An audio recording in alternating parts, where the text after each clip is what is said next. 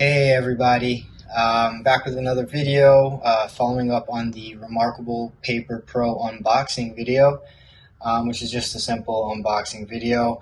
I was gonna just do a physical comparison between the two, and get into some minor technical differences, and just kind of give my take on it. Like, what decision am I going to make? Am I going to send back to Remarkable 2 and then or the Paper Pro and keep one of them? So stay tuned and we will get into it. Thank you. All right, so just looking at the two side by side, you have the Remarkable 2 on the right, and then you have the Paper Pro. Apologies.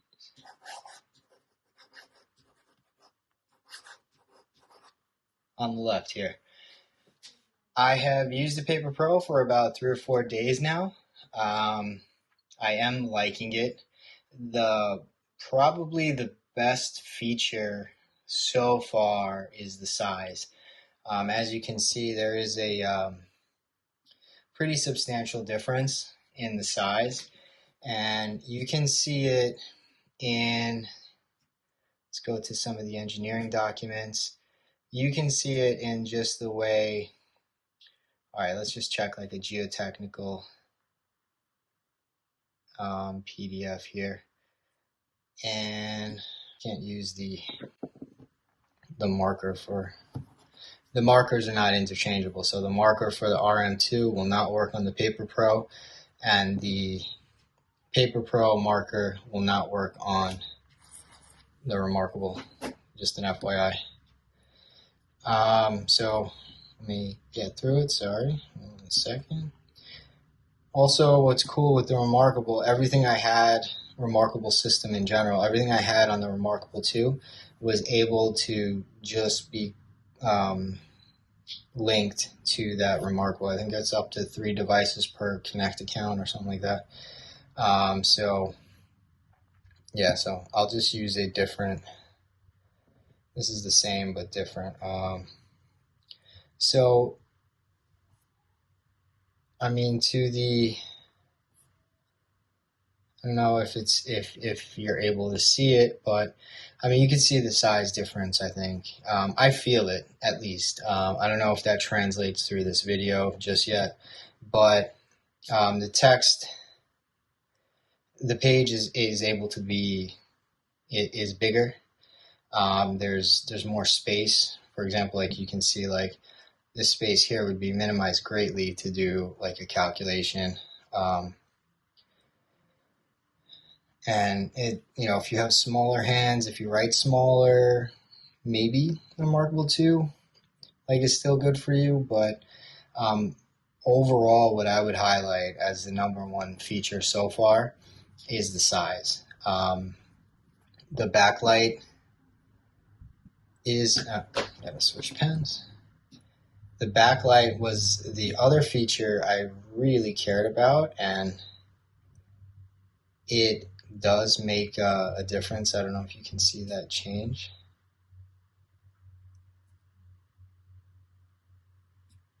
I do have a light on it, so maybe, but in low lit situations, like if I were to block my light, right, you can see that light up, and then the Remarkable 2 pretty much stays darker, right? So it is handy to have.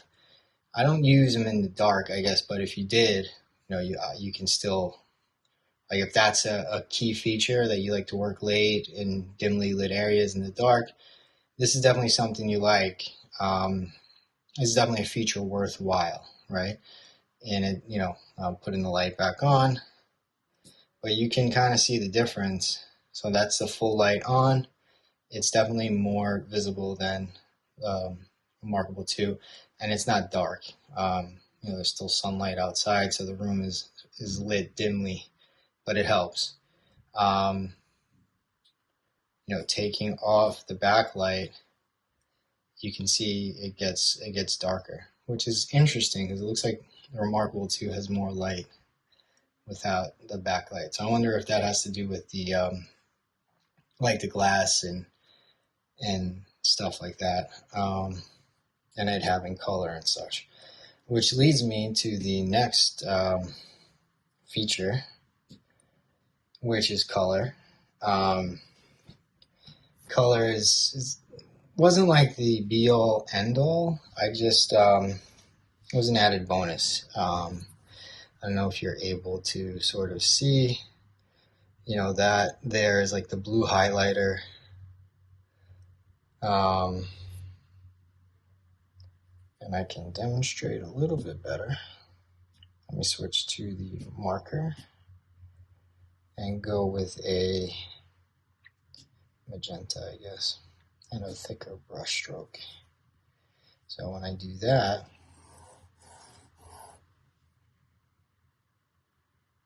it's highlighted. I think I had a page here where I used red to. The highlight feature is pretty cool, I must say that. Come on, baby, what are you doing?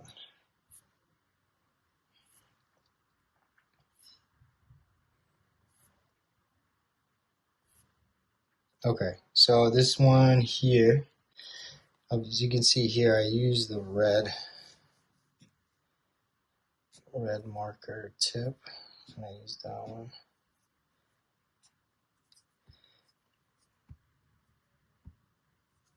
Come on. So there was some, this was something I was concerned about, like the refreshing and stuff like that, but I mean, it's not like a deal breaker for like note taking and stuff, but the colors do stand out. As you can see, like I'm able to differentiate where the number 4 sieve and the number 200 sieve is compared to like the black text here. With the Remarkable, a lot of it is like grayscale, and even the it did have like red, but it was just a form of black basically in the grayscale, so it's not really red, so to speak. So a lot of your notes would just, like your page would just be black and white technically, and if you're good with that, that's cool. I do recently enjoy my notes being a little upgraded, but I could have lived with the black and white, just the grayscale or black scale, whatever it is. So again, the color is not make or break. It's just something I thought would be a good addition if I ever wanted to do illustrations and stuff like that. But it ended up being a little decent with the sort of highlighting and making things stand out. And then if you look at this is the Marker Pro, which this was another upgrade as well. The new pens. So if you look at the new pens, right, there is a big difference in the tips. You have the gray one. Here is the cardboard felt tip for the Remarkable 2, and then the black one is the new one for the Paper Pro. You can see the difference there. It is nice to write with. I will give it that. It's really well done. And then the Marker Plus has the eraser, which is very cool, if it works. So, which is like a cool feature, which I really like. And then I did not want to erase that, so I press undo. Undo that, and I'll erase that just to keep my notes fresh. Yeah, so that's everything there. Kind of went through all the features and stuff, showed you a couple things. That's really all I wanted to do. Bottom line is I could have lived with the Remarkable 2 had this not come out. The key features, but now that it is out, the key features that will lead me to keep the Paper Pro is the size. You can see the side by side here. The new pen writes really nice. I am a fan of the new pen and the tip. The backlight, which allows for a brighter screen, as you can see there. Once I block the light, it is a little bit darker, but not really. When you shut the light off, when you put it on, it helps. It helps in low lit areas, and it'll probably be nice in the dark as well. I shut that off. It does kill the battery, so I don't typically put it on unless I really need it. Battery's pretty good. I've been using it nonstop for a few days, and it's at 54%. And that's like, 10 hours a day possibly.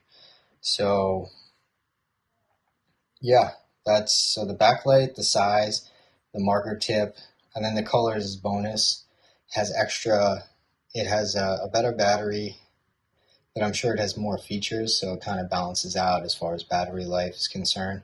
It does have more space, which is a positive, depending on how much you're going to throw on it. But it still sticks to Remarkable's no distraction type thing, which is,